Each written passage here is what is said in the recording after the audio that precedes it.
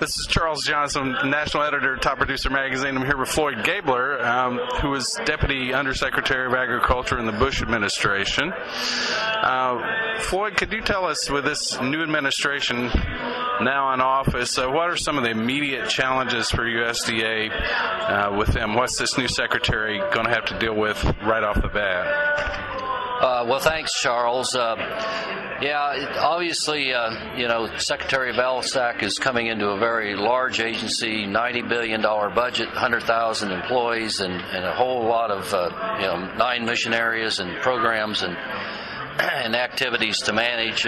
His first job is obviously getting help and getting a deputy secretary and undersecretaries and state directors and other political officials. And then almost immediately they're going to have to deal with budget issues. The first one is preparing an 010 budget for the department for the President's presentation to the Congress, but also deal with the 09 budget, which they still haven't got a full resolution to that, and so they're operating under a continuing resolution and a lower budget level, and that makes managing the day-to-day operations much more challenging.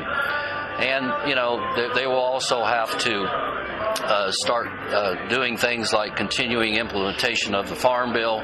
We've done a lot of that, the lion's share of it, but they're going to have to begin almost immediately to begin addressing completion of that. They're going to have a lot of carryover issues that we were dealing with from my standpoint in our mission area, a lot of foreign trade protectionism issues. We have issues with Mexico, with Russia, with the European Union on various non-tariff trade barriers. So they immediately are going to have to get focused on them and continue to meet with our foreign counterparts to try and resolve those issues. So that's just a sampling of some of the things that they're going to be hit with right off the bat here as they enter their first day here as the new administration. Well, they're going to have a lot to deal with, Floyd. Now, you were there for 6 years in Washington as the Deputy Undersecretary of FAS. What things under your tenure there are you particularly proud of? What accomplishments for American farmers that kind of warm your heart or help their businesses? What things there are you proud about?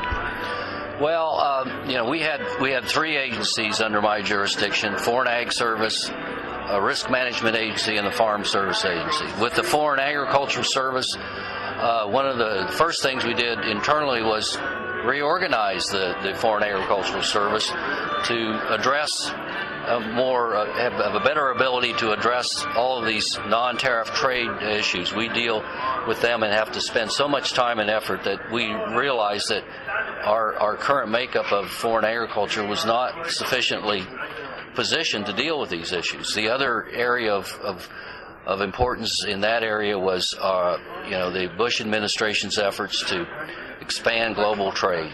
We were part of helping the U.S. Trade Representative's Office implement 16 new trade agreements over that period.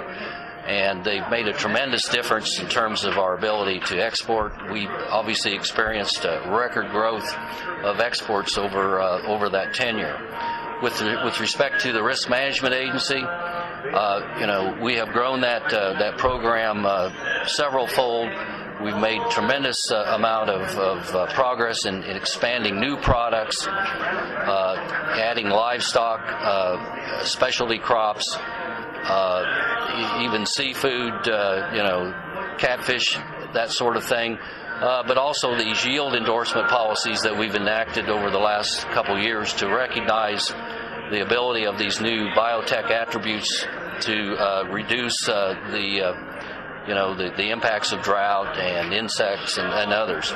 And we've been able to get some funding to upgrade the IT system there, and I think that will position the RMA to be able to expand forward when we adopt a combo policy and we continue to develop, and spread the breadth of crop management, risk management type programs.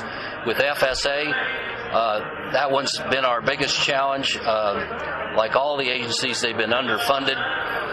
They've had an archaic IT system in place for several years. Every producer that walks into an FSA office, county office, understands that. We were trying to deal with by reconfiguring the office structure in the field so it would better reflect the producers and the acreage and better staff those offices. We were not able to accomplish as much as we wanted, but we're finally now, I think, going to get the money we need for IT in that area as well.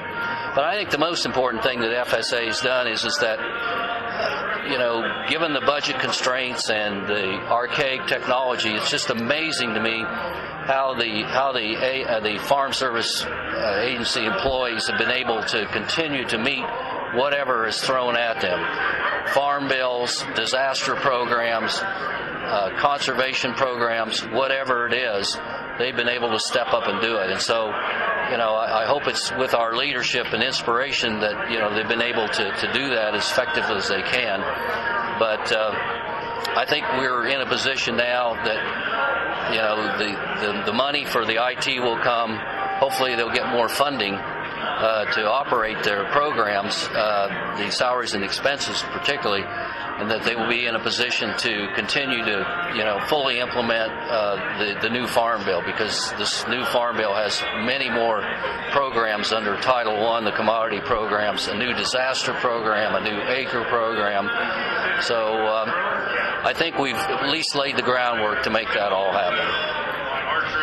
Okay, well, thank you, Floyd. We appreciate your work on behalf of farmers there in Washington and your time, and wish you well in your life beyond Washington, too. So thanks a lot. All right, thank you.